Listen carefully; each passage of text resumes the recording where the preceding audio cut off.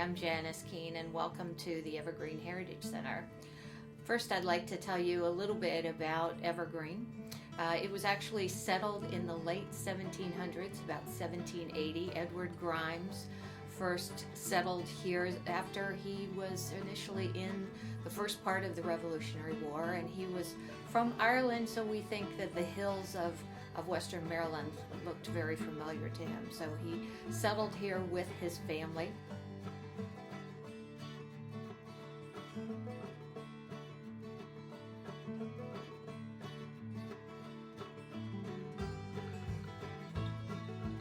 He built our wonderful barn, also again in about the 1780 time frame. And according to the Maryland Historical Trust, that barn is the only barn remaining in Western Maryland that was built in the 1700s. So we're blessed with that. One of the interesting historical features about Evergreen Heritage Center is the freestanding barn and how long it has been standing. It seems like it's an engineering masterpiece because it was built without modern technology. So it took my great-grandfather 10 years to save up enough money to buy the property, and he also planted 13 species of evergreen trees. And at that time is when he named the property Evergreen for the fledgling trees that he had planted there. My name is Cecilia Veneros. The first time I ever went to Evergreen Heritage, it was with my marketing class. I fell in love with it because we got to learn about the history.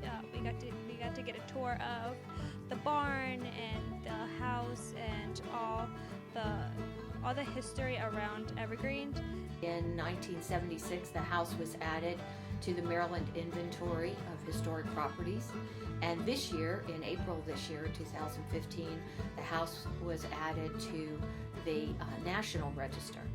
And it's on the National Register for a couple of reasons. One is because of the architecture, the architectural elements, and particularly the barn.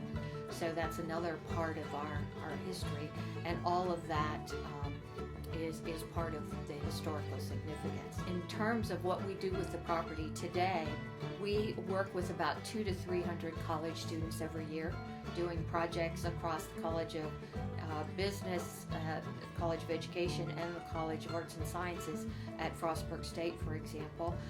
But we work with other college students as well, and one of the things that we do is all the education students at Allegheny College and at Frostburg State have the opportunity to do field service here as they work with our instructors in our other education programs, one of which is our environmental education program, or STEM, science, technology, engineering, and math.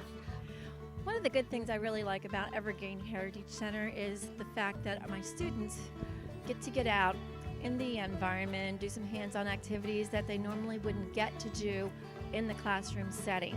They have a good time, they learn a lot, and it's really valuable and meaningful experience for them.